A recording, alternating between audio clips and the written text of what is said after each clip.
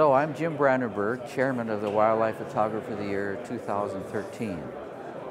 Yes, well, we're lucky to have some of the world's greatest photographers and editors and photographic thinkers come to London in 3 stages, 6 or 7 of us in a room for 3 or 4 days, starting with the 43,000, winnowing that down to a smaller group, and in successive stages we come down to the very last group where we pick the winners.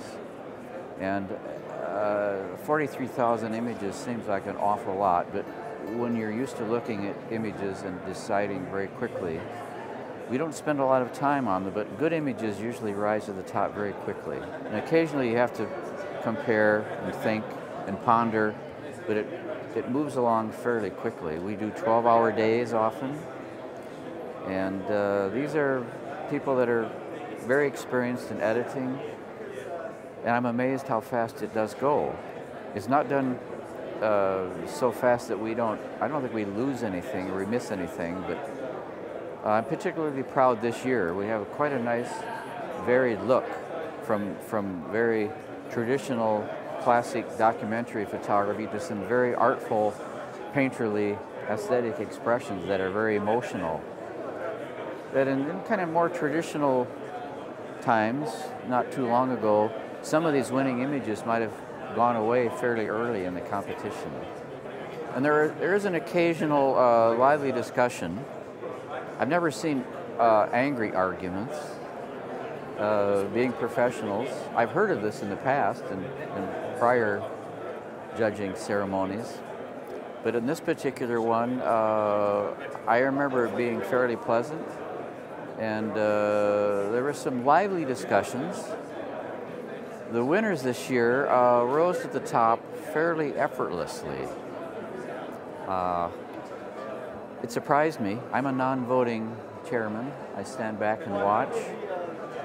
And I can tell when an image comes up on the screen by the audible gasps or the wow factor, which image is going to perhaps end up being in one of the final categories.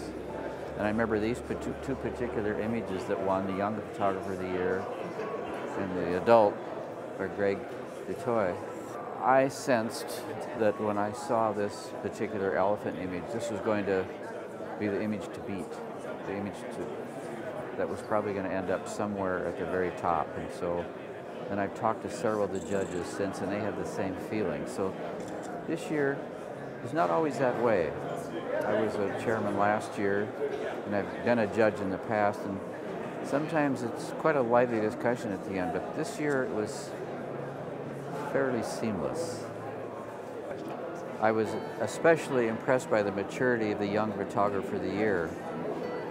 Gideon is well behind his years and his ability to describe what he wants to do, what he's done, and so I can't wait to see where he goes. Well, the picture is a remarkable image. If it were a commonplace animal, it's remarkable, but to find there are only 200 individuals of that species that remain makes it especially prized and precious.